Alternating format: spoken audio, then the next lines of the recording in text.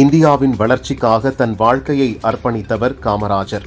கல்வி, ஒருங்கிணைந்த வளர்ச்சியில் அவர் ஆற்றிய பங்களிப்பு எதிர்கால தலைமுறைக்கு வழிகாட்டியாக திகழ்கிறது என பிரதமர் மோடி கூறியுள்ளார்.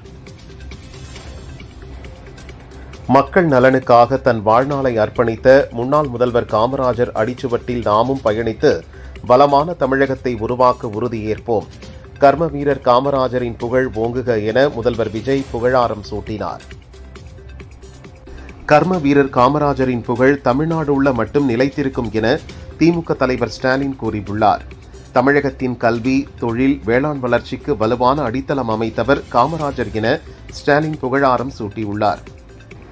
தமிழகத்தின் வளர்ச்சிக்கு வித்திட்ட பெருந்தலைவர் காமராஜரின் பிறந்த நாளில் அவரது பெரும் புகழை போற்றி வணங்குவோம் என அதிமுக பொதுச் செயலாளர் பழனிசாமி வாழ்த்து தெரிவித்துள்ளார். சென்னையில் முதல்வர் விஜயை சிபிஎம் மாநில செயலர் பி. சண்முகம் சந்தித்தார். மேகமலை கிராமத்தில் இருந்து மக்களை அப்புறப்படுத்தக்கூடாது என வலியுறுத்தினார். தனியார் நிறுவனமுடனான ஒப்பந்தத்தை ரத்து செய்து தூய்மை பணியாளர்களை பணி நிரந்தரம் செய்ய வேண்டும் உள்ளிட்ட பல்வேறு கோரிக்கையை முன்வைத்ததாக முதல்வர் விஜயை சந்தித்த பின் மார்க்சிஸ்ட் கம்யூனிஸ்ட் மாநில செயலாளர் சண்முகம் கூறினார்.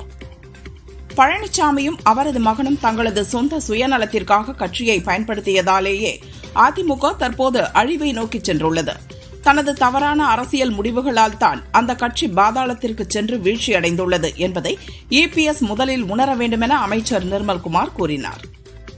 அதிமுகவை ஜெயலலிதாவிடம் ஜானகி கொடுத்தது போல் பழனிசாமியும் யாரிடமாவது கொடுத்துவிட வேண்டும் என அமைச்சர் நிர்மல்குமார் தெரிவித்தார். எம்ஜிஆர் தொடங்கிய கட்சியை மூட்டை கட்டிவிட்டு அவர் சேலத்தில் அமர்ந்து விட்டார் எனவும் விமர்சித்தார். எப்படி ஒரு கட்சியை அழிக்க முடியும் என்று யாராவது PhD செய்தால் அதில் பழனிசாமி முக்கிய கதாபாத்திரமாக இருப்பார். முதலில் அதிமுகவை காப்பாற்றும் வேலையை அவர் பார்க்கட்டும் என மாணிக்கம் தாக்கூர் கூறியுள்ளார். கேரள அரசின் போதைப் பொருள் ஒழிப்பு நடவடிக்கையான ஆபரேஷன் தூஃபான் திட்டத்திற்கு ஆதரவு கோரும் வகையில் கேரள உள்துறை அமைச்சர் ரமேஷ் சென்னிதலா தமிழக முதல்வர் விஜயை நேரில் சந்தித்து பேசினார். நாங்கள் சொல்வதை விட நீங்கள் சொன்னால்தான் கேட்பார்கள். மது பழக்கத்தை நிறுத்த வலியுறுத்துங்கள் என திருப்பூரில் காமராஜர் பிறந்த நாளையொட்டி நடந்த பள்ளி விழாவில் மாணவர்களுக்கு அண்ணாமலை வலியுறுத்தினார். என் மனதுக்கு பட்டதை உண்மைகளை விசாரணையில் பதிலாக கூறியிருக்கிறேன். முழு ஒத்துழைப்பையும் வழங்கியிருக்கிறேன். மீண்டும் எப்போது அழைத்தாலும் விசாரணைக்கு வருவேன் என லஞ்ச ஒழிப்புத்துறை விசாரணைக்கு பிறகு ஏவா வேலு தெரிவித்தார். டாடா குழுமம் 10,000 கோடி ரூபாய் முதலீட்டில் கேரளாவில் பிரம்மாண்ட புதிய கப்பல் கட்டும் தளத்தை அமைக்க உள்ளது. இத்திட்டத்திற்கான ஒப்புதலையும் இதற்கான நிலத்தையும் 1 மாதத்தில் அளிக்க அம்மாநில அரசு ஒப்புக்கொண்டுள்ளது. கோபி தொகுதியில் வெற்றி பெற்றதை எதிர்த்து அதிமுக வேட்பாளர் பிரபு தொடர்ந்த தேர்தல் வழக்கில் 4 வாரங்களில் பதிலளிக்க அமைச்சர் செங்கோட்டையனுக்கு சென்னை ஹைகோர்ட் உத்தரவிட்டுள்ளது. வெயிலின் கொடுமை தாங்காமல் தப்பித்துச் சென்று பாம்பின் நிழலில் அடைக்கலம் புகுந்த தவளையின் நிலைமை போல மக்களின் நிலை பரிதாபமாக மாறியுள்ளது என அதிமுக முன்னாள் அமைச்சர் ஜெயக்குமார் கூறியுள்ளார். தமிழகத்தில் எந்த அதிகாரிக்கும் முதல்வர் மீது நம்பிக்கை இல்லை, மக்களுக்கும் நம்பிக்கை இல்லை என அதிமுக முன்னாள் அமைச்சர் உதயகுமார் கூறினார். தாவேக அமைச்சரவையில் சிபிஎம் கட்டாயம் இடம்பெறாது. அமைச்சரவையில் இடம்பெறுவதில்லை என்ற சிபிஎம் நிலைப்பாட்டில் மாற்றம் இல்லை என சிபிஎம் மாநில செயலாளர் பி. சண்முகம் தெரிவித்தார். நாகர்கோவிலில் சிறையில் சபரிவர்மனுக்கு இழைக்கப்பட்ட கொடூரம் மன்னிக்க முடியாதது. இந்த வழக்கு சிபிஐ விசாரணைக்கு மாற்ற வேண்டும் என அன்புமணி வலியுறுத்தியுள்ளார். மதசார்பின்மைக்கு மத்திய அரசால் அச்சுறுத்தல் வரும்போது அதனை எதிர்க்காமல் முதல்வர் விஜய் வேடிக்கை பார்ப்பது வெட்கக்கேடானது என சீமான் விமர்சித்துள்ளார். மக்களை சந்திப்பதாக கரூருக்கு சென்ற முதல்வர் விஜய் வசனங்களைத்தான் பேசியிருக்கிறார். தாவேக அரசு ரியலிலிருந்து மாறி ரியல் உலகத்திற்கு வந்து மக்களுக்கான பிரச்சினைகளில் கவனம் செலுத்த வேண்டும் என தமிழிசை வலியுறுத்தியுள்ளார். பழனி கோயில் நில முறைகேடு வழக்கு சிபிசிஐடிக்கு மாற்றப்பட்டுள்ளது. 100 கோடி ரூபாய் கோயில் நிலத்தை தனியாருக்கு பத்திரப்பதிவு செய்த வழக்கு சிபிசிஐடிக்கு மாற்றம் செய்யப்பட்டுள்ளது. இந்த வழக்கில் சார் பதிவாளர் சஸ்பெண்ட் செய்யப்பட்டிருந்தார். நாகர்கோவில் சிறையில் விசாரணை கைதியாக இருந்த சுரிவர்மன் என்பவர் தாக்குதலுக்கு உள்ளாகி உயிரிழந்த விவகாரத்தில் கைது செய்யப்பட்ட 3 சிறை காவலர்களுக்கு 15 நாட்கள் நீதிமன்ற காவல் விதிக்கப்பட்டுள்ளது. இந்தியா பிரிட்டன் இடையிலான தடையற்ற வர்த்தக ஒப்பந்தம் விவசாயிகள், தொழில் முனைவோர், குறு, சிறு மற்றும் நடுத்தர நிறுவனங்களுக்கு புதிய உத்வேகம் அளிக்கும் என பிரதமர் மோடி தெரிவித்துள்ளார். அம்ரித் பாரத் ரயில் நிலைய திட்டத்தின் கீழ் நாடு முழுவதும் அதிநவீன வசதிகளுடன் புதுப்பிக்கப்பட்ட 75 ரயில் நிலையங்களை வரும் 17ஆம் தேதி பிரதமர் மோடி திறந்து வைக்கிறார். சென்னை பூங்கா, சின்னசேலம், குன்னூர் உள்ளிட்ட தமிழகத்தை சேர்ந்த ரயில் நிலையங்களும் அதில் அடங்கும். உக்ரைன் மீது 2022 ரஷ்யா அணுகுண்டு தாக்குதல் நடத்த இருந்ததை புடினிடம் பேசி தடுத்து நிறுத்தியவர் இந்திய பிரதமர் மோடி என போலந்து நாட்டின் துணை வெளியுறவு அமைச்சர் டியோபில் பர்தோசிவஸ்கி தெரிவித்தார். வங்கக்கடலின் வடக்கு பகுதியில் புதிய காற்றழுத்த தாழ்வு பகுதி உருவாகியுள்ளதாக வானிலை ஆய்வு மையம் அறிவித்துள்ளது. இந்த புதிய காற்றழுத்தம் காரணமாக தென்மேற்கு பருவமழை மீண்டும் தீவிரமடைய வாய்ப்புள்ளதாக கணிக்கப்பட்டுள்ளது. நாகர்கோவில் சபரிவர்மன் இறப்பு தொடர்பாக முதல்வர் உட்பட யாரும் வாய் திறக்கவில்லை என கனிமொழி தெரிவித்துள்ளார். முதல்வர், அமைச்சர்கள் சபரிவர்மன் குடும்பத்திற்கு ஆறுதல் கூறவில்லை என்றார். காங்கிரஸ் தலைவர் மாணிக்கம் தாக்கூர் திடீரென அரசியலில் மேலே வந்தவர். அவர் தன்னை ரவீந்திரநாத் தாகூரின் பேரன் என்று நினைத்துக் கொள்கிறார்.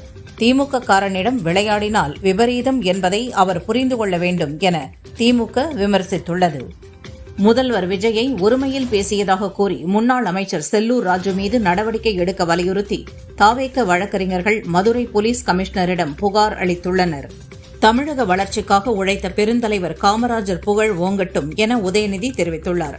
கல்வி, தொழில்துறை வளர்ச்சிக்கு காமராசர் ஆற்றிய பங்களிப்பு மகத்தானவை என்றார். செங்கல்பட்டு கிழக்கு மாவட்ட இணை செயலாளர் வீராசாமி அடிப்படை உறுப்பினர் பொறுப்பிலிருந்து நீக்கம் செய்யப்பட்டுள்ளார். தாவேகாவுக்கு களங்கம் விளைவிக்கும் வகையில் நடந்து கொண்டதாக அவர் மீது தலைமை ஒழுங்கு நடவடிக்கை எடுத்துள்ளது. லஞ்சம் வாங்கியதாக சமூக வலைதளங்களில் காணொலி வெளியான நிலையில் நீக்கப்பட்டுள்ளார். மேட்டூர் அணையில் நீர் இல்லாத நிலையில் காவிரி படுகையில் குறுவை சாகுபடி பாதிக்கப்பட்டுள்ளது என மார்க்சிஸ்ட் கம்யூனிஸ்ட் மூத்த நிர்வாகி முத்தரசன் தெரிவித்துள்ளார். காவிரி படுகை மாவட்டங்களை வறட்சி பகுதியாக அறிவிக்க வேண்டும் என அரசுக்கு வலியுறுத்தியுள்ளார். பழனி முருகன் கோவில் நிலப்பத்திரப்பதிவு மோசடியில் உடந்தையாக இருந்த மேலிட புள்ளிகள் யார் என புதிய தமிழகம் கட்சியின் நிறுவனர் கிருஷ்ணசாமி கேள்வி எழுப்பியுள்ளார். கோவிலின் 100 கோடி ரூபாய் மதிப்பிலான 1.40 ஏக்கர் நிலம் 3 தனிநபர்களுக்கு பத்திரப்பதிவு செய்தது எப்படி என கேட்டுள்ளார். அதிமுகவிலிருந்து எம்ஜிஆர் காலத்திலும் வெளியேறி போயிருக்காங்க, அம்மா காலத்திலும் போயிருக்காங்க, பழனிசாமி காலத்திலும் போறாங்க. இதுக்கெல்லாம் கவலைப்பட்டா முடியுமா என உதயகுமார் தெரிவித்தார். தமிழகத்தில் உள்ள அனைத்து கட்சிகளுக்கும் கௌரவ தலைவர் காமராஜர் தான். அவர் இல்லாமல் அரசியல் இல்லை என ராஜேந்திர பாலாஜி தெரிவித்தார். நாகர்கோவில் சிறையில் சபரிவர்மன் உயிரிழந்த சம்பவத்தில் 3 போலீசார் பணியிடை நீக்கம் செய்திருப்பது மட்டுமே போதுமான தீர்வாகாது. இனி தமிழகத்தில் எங்கும் லாக்அப் மரணங்கள் நடைபெறாத வகையில் அரசு உறுதியான நடவடிக்கை எடுக்க வேண்டும் என பிரேமலதா கூறியுள்ளார். அண்ணாமலையின் வி த லீடர்ஸ் அமைப்பின் சார்பில் திருச்செந்தூரில் நடைபெற இருந்த 2வது பொதுக்கூட்டம் தற்காலிகமாக ரத்து செய்யப்பட்டுள்ளதாக தகவல் வெளியாகியுள்ளது. அதற்கு பதில் ஆகஸ்ட் மாதம் தூத்துக்குடியில் சுற்றுச்சூழல் மற்றும் இயற்கை பாதுகாப்பு குறித்த பிரம்மாண்டமான சமூக நல நிகழ்வுகள் நடத்தப்படும் என கூறப்படுகிறது. மொழி என்பது எந்த குழந்தைக்கும் பாரமாக மாறிவிடக் கூடாது. மத்திய அரசை எதிர்த்து எதுவுமே பேசுவதில்லை என்ற நிலைப்பாட்டை தாவேக அரசு எடுத்திருக்கிறது என சிபிஎஸ்இ பள்ளிகளில் 3வது மொழி கட்டாயம் என்ற சுற்றறிக்கையை தமிழக அரசு எதிர்க்காதது குறித்த கேள்விக்கு திமுக எம்பி கனிமொழி பதிலளித்துள்ளார். தமிழ்நாடு ரியல் எஸ்டேட் ஒழுங்குமுறை ஆணையத்தின் தலைவராக ஓய்வு பெற்ற ஐஏஎஸ் அதிகாரி பனீந்திர ரெட்டி நியமனம் செய்யப்பட்டுள்ளார். முன்னாள் திமுக அமைச்சர் ஏவா வேலுவுக்கு எதிராக தமிழக அரசு தாக்கல் செய்த மேல்முறையீட்டு மனுவை சுப்ரீம் கோர்ட் தள்ளுபடி செய்துள்ளது. லுக் அவுட் நோட்டீஸை ரத்து செய்த சென்னை ஐகோர்ட்டின் உத்தரவு செல்லும் என தெரிவித்துள்ளது. சென்னை லஞ்ச ஒழிப்புத்துறை அலுவலகத்தில் ஏவா வேலுவிடம் நடைபெற்ற விசாரணை நிறைவு பெற்றது. 3.23 கோடி ரூபாய் மோசடி புகார் வழக்கில் வேலுவிடம் 5 மணி நேரம் விசாரணை நடந்தது. ஒரு பக்கம் பவர்கட், பாலியல் வன்கொடுமை, இன்னொரு பக்கம் லாக்அப் மரணங்கள். ஆட்சி மாறினாலும் காட்சி மாறவில்லை என்கிறார் அதிமுக முன்னாள் அமைச்சர் ஜெயக்குமார். சிபிஎஸ்இ வெளியிட்டுள்ள புதிய சுற்றறிக்கையை மத்திய அரசு உடனடியாக திரும்பப் பெற வேண்டும். தேசிய கல்விக் கொள்கையின் பெயரில் எந்தவிதமான நேரடி அல்லது மறைமுக மொழி திணிப்பையும் தமிழகம் ஒருபோதும் ஏற்காது என திமுக எம்பி தமிழச்சி தங்கபாண்டியன் கண்டனம் தெரிவித்துள்ளார். மத்திய கல்வி அமைச்சகத்தின் UDISC பிளஸ் 2025-2026 அறிக்கையில் 94.4% ஒருங்கிணைந்த மதிப்பெண்ணுடன் இந்தியாவிலேயே பள்ளி கட்டமைப்பில் தமிழகம் முதலிடத்தை பிடித்துள்ளதாக முன்னாள் அமைச்சர் தங்கம் தென்னரசு தெரிவித்தார். முன்னாள் முதல்வர் காமராஜரின் 124வது பிறந்த நாளை முன்னிட்டு அவரது சிலைக்கு முதல்வர் விஜய் மலர் தூவி மரியாதை செலுத்தினார். தேசத்தை முன்னேற்றக்கூடிய ஒரே சக்தி கல்வி என்பதை பெரிதும் நம்பியவர் காமராஜர். எளிய மக்களின் பிள்ளைகளும் கல்வி கற்க வேண்டும் என்பதற்காக மதிய உணவு திட்டத்தை அறிமுகம் செய்து பெரும் புரட்சி செய்தார் என மத்திய அமைச்சர் எல் முருகன் புகழாரம் சூட்டினார். இன்றும் தமிழர்களின் நினைவேக்கமாக மனங்களில் திகழும் கர்ம வீரர் காமராசர் பிறந்தநாள் இன்று. என்றும் அரசியல் நிர்வாக முன்னோடியாக நிலைப்பார். வாழ்க அபர்த்தம் புகழ் என MP கமலஹாசன் வாழ்த்தினார். முன்னாள் முதல்வர் காமராஜரின் 124வது பிறந்த நாளை முன்னிட்டு சென்னை தீநகரில் உள்ள காமராஜர் நினைவு இல்லத்தில் அவரது உருவ சிலைக்கு நடிகரும் பாஜக தேசிய பொதுக்குழு உறுப்பினருமான சரத்குமார் மாலை அணிவித்து மரியாதை செலுத்தினார். உயர்கல்வி நிறுவனங்களின் தன்னாட்சியை பறித்து கல்வித்துறையை தன் முழு கட்டுப்பாட்டிற்குள் கொண்டுவர மத்திய அரசு துடிக்கிறது என தமிழக காங்கிரஸ் தலைவர் மாணிக்கம் தாகூர் விமர்சித்தார். பாஜக முன்னாள் தலைவர் JP நட்டா உள்ளிட்டோருக்கு எதிராக தொடரப்பட்ட நமோ செயலி நன்கொடை வழக்கில் புகார் தங்கள் விசாரணை வரம்பிற்குள் வராததால் கடந்த பிப்ரவரியை முடித்து வைக்கப்பட்டதாக CBI கூறியதை ஏற்று சென்னை ஹைகோர்ட் இந்த வழக்கை முடித்து வைத்தது. தென்பெண்ணை ஆற்றில் ஏற்பட்ட நச்சு நுரை தொடர்பாக தமிழகம் மற்றும் கர்நாடகாவின் மாசு கட்டுப்பாட்டு வாரியத்திற்கு தேசிய பசுமை தீர்ப்பாயம் நோட்டீஸ் அளித்துள்ளது. செமி கண்டக்டர் துறையை ஊக்குவிக்க 1,27,500 கோடியை ஒதுக்கீடு செய்து மத்திய அமைச்சரவை ஒப்புதல் அளித்துள்ளது. பஹல்காம் தாக்குதல் சம்பவம் தொடர்பான வழக்கில் பயங்கரவாதி அபீஸ் சையத்திற்கு எதிராக ஜாமீனில் வெளியே வர முடியாத பிடிவாரண்டை NIA சிறப்பு நீதிமன்றம் பிறப்பித்துள்ளது. சுதந்திர தின விழாவுக்கான பாதுகாப்பு மற்றும் ஏற்பாட்டு பணிகளுக்காக டெல்லி செங்கோட்டைக்கு சுற்றுலா பயணிகள் செல்ல இன்று முதல் ஆகஸ்ட் 15ஆம் தேதி வரை தடை விதிக்கப்பட்டுள்ளது. ஆகஸ்ட் 16ஆம் தேதிக்கு பிறகு செங்கோட்டையை சுற்றுலா பயணிகள் பார்வையிடலாம். இந்தியா பிரிட்டன் இடையே கடந்த ஆண்டு கையெழுத்தான வர்த்தக ஒப்பந்தம் இன்று முதல் அமலுக்கு வருகிறது. இதன் வாயிலாக இரு நாடுகளுக்கும் இடையிலான வர்த்தகம், முதலீடு மற்றும் தொழில்துறை ஒத்துழைப்பு மேலும் விரிவடையும் என்று எதிர்பார்க்கப்படுகிறது. ஒடிசாவின் பூரி ஸ்ரீ ஜெகநாதர் கோவிலில் நாளை தேர் திருவிழா நடக்கிறது. திருவிழாவை முன்னிட்டு பக்தர்கள் கூட்டம் அலைமோதுகிறது. நாமக்கல் மண்டலத்தில் முட்டையின் கொள்முதல் விலை மேலும் 5 காசுகள் உயர்ந்து ஒரு முட்டை ₹6.80 நிர்ணயம் செய்யப்பட்டுள்ளது. சென்னையில் சில்லறை விற்பனையில் ஒரு முட்டையின் விலை ₹8 அதிகரித்துள்ளது. சென்னை அதிமுக தலைமை அலுவலகத்தில் அதிமுக பொதுச் செயலாளர் பழனிசாமி ஜூலை 20 முதல் 25 வரை பல்வேறு மாவட்ட நிர்வாகிகளை சந்தித்து ஆலோசனை நடத்தவுள்ளார். ஆம்ஸ்ட்ராங் கொலை வழக்கின் விசாரணையை CBIக்கு மாற்றியதை எதிர்த்து சுப்ரீம் கோர்ட்டில் தமிழக அரசு தாக்கல் செய்த மேல்முறையீட்டு மனு வாபஸ் பெறப்பட்டுள்ளது. தமிழகத்தில் பைக் டாக்ஸியை அரசு அனுமதிக்கிறதா இல்லையா? இவ்விவகாரத்தில் அரசின் நிலைப்பாடு என்ன? பைக் டாக்ஸி செயல்பாடுகள் மற்றும் கட்டண நிர்ணயம் குறித்து விரிவான அறிக்கையாக தாக்கல் செய்ய தமிழக அரசுக்கு ஹைகோர்ட் மதுரை கிளை உத்தரவிட்டுள்ளது. தமிழகத்தில் அரசு மருத்துவக் கல்லூரிகளில் மேலும் 150 இடங்களுக்கு தேசிய மருத்துவ ஆணையம் ஒப்புதல் வழங்கியுள்ளது. திருப்பூர், திருவள்ளுவர் மருத்துவக் கல்லூரிகளுக்கு தலா 50 இளங்கலை மருத்துவ இடங்கள் கூடுதலாக ஒதுக்கப்பட்டுள்ளது. திருவள்ளூர் அமோனியா வாயு கசிவால் 18 பேர் பலியான சம்பவம் தொடர்பாக தமிழக அரசு மற்றும் மத்திய அரசு பதிலளிக்க தேசிய பசுமை தீர்ப்பாயம் நோட்டீஸ் அனுப்பியுள்ளது. கூடங்குளம் அணுமின் நிலையத்தின் சில திட்ட வரைபடங்கள் அடங்கிய கோப்புகள் டார்க் வெப்பில் கசிந்ததால் பரபரப்பு ஏற்பட்டுள்ளது. கோப்புகளை அணுமின் நிலைய ஒப்பந்ததாரர்களில் ஒருவரான ரிலையன்ஸ் குடும்ப சர்வரிலிருந்து திருடப்பட்டுள்ளது எனவும் தகவல் வெளியாகியுள்ளது. தமிழக அரசு தலைமைச் செயலர் சாய்குமார் பணிக்காலம் மேலும் 6 மாதங்களுக்கு நீட்டிக்கப்பட்டுள்ளது. ஜூன் 3 தமிழக அரசு அனுப்பிய பரிந்துரையை ஏற்று சாய்குமார் பணிக்காலத்தை நீட்டித்தது மத்திய அரசு. செப்டம்பர் 1 முதல் 2027 பிப்ரவரி 28 வரை 6 மாதங்களுக்கு பணி நீட்டிக்கப்பட்டுள்ளது. சமூக நீதித்துறையின் கீழ் உள்ள மாணவர் விடுதிகளில் வழங்கப்படும் உணவுகளை 3 வேளையும் போட்டோ எடுத்து வாட்ஸ்அப் மூலம் தினமும் அனுப்ப வேண்டும் என அதிகாரிகளுக்கு சமூக நீதித்துறை உத்தரவிட்டுள்ளது. உணவுகள் தரமானதாக இல்லை என புகார்கள் வந்தால் உடனடியாக நடவடிக்கை எடுக்கப்படும் எனவும் எச்சரித்துள்ளது. கோவை மாவட்டம் ஆழியாறில் உள்ள கவியருவியில் 5 மாதங்களுக்கு பிறகு சுற்றுலா பயணிகளுக்கு குளிக்க அனுமதி வழங்கப்பட்டுள்ளது. தண்ணீர் சீராக வருவதால் சுற்றுலா பயணிகள் உற்சாகமாக குளித்து மகிழ்ந்தனர். நீலகிரி மாவட்டம் அருவங்காடு ரயில் நிலையத்திற்குள் திடீரென நுழைந்த கரடி ஒன்று நடைமேடையில் உலா வந்தது. இதை பார்த்த ரயில்வே ஊழியர்களும் மக்களும் பீதியடைந்தனர். நாகர்கோவில் கிளை சிறையில் விசாரணை கைதியாக அடைக்கப்பட்டிருந்த சபரிவர்மன் மர்மமான முறையில் மரணமடைந்த வழக்கில் அவரை தாக்கியதாக விஷ்ணு, சாரதி, ஜெகன் உள்ளிட்ட சக கைதிகள் 8 பேர் மீது வழக்கு பதிவு செய்யப்பட்டுள்ளது. அகமதாபாத் ஏர் இந்தியா விமான விபத்து குறித்த இறுதி அறிக்கை அக்டோபரில் தாக்கல் செய்யப்படுகிறது. 6 வாரங்களில் விசாரணை நிறைவடையும் என மத்திய அரசு தெரிவித்துள்ளது. தங்கத்தின் விலை சவரனுக்கு ரூபாய் 240 உயர்ந்து ரூபாய் 1,05,440க்கு விற்கப்படுகிறது. கிராமுக்கு ரூபாய் 30 உயர்ந்து ரூபாய் 13,180க்கு விற்பனை செய்யப்படுகிறது. வெள்ளி விலை கிராமுக்கு ரூபாய் 5 உயர்ந்து ரூபாய் 240க்கு விற்பனையாகிறது.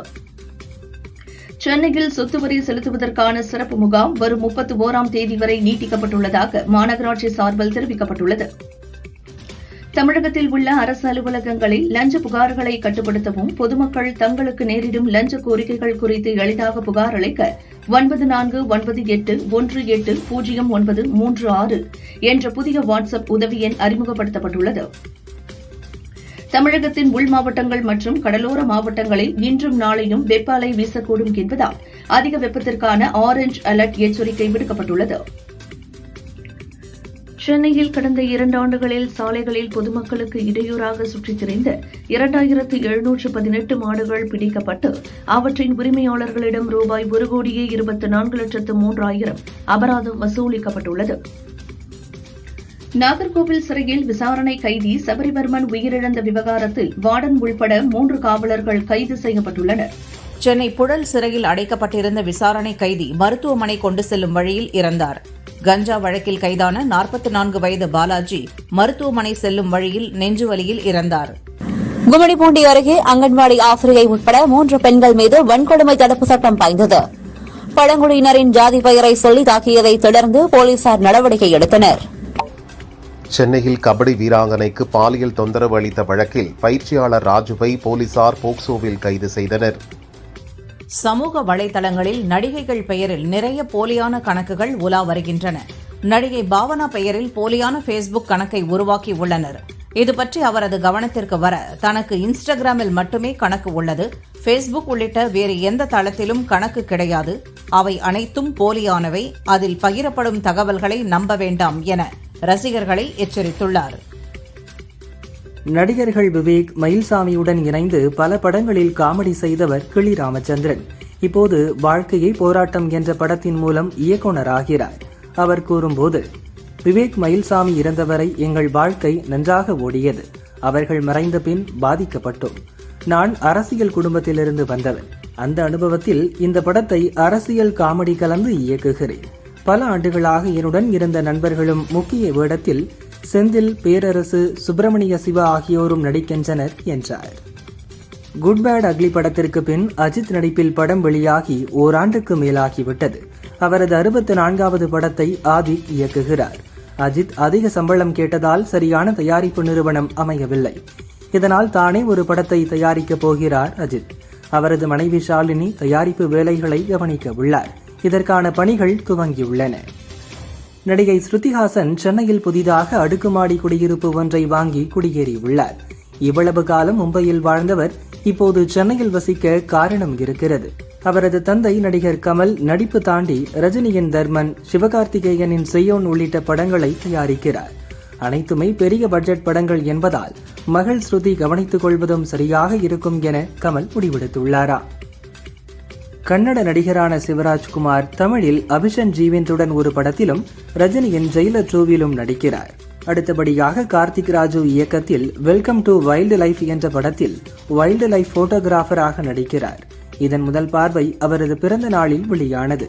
தமிழ், கன்னடம், தெலுங்கு உள்ளிட்ட மொழிகளில் படம் உருவாகிறது. முதல்வர் விஜய் நடித்த ஜனநாயகன் திரைப்படம் வரும் 23ஆம் தேதி ரிலீஸ் ஆகிறது.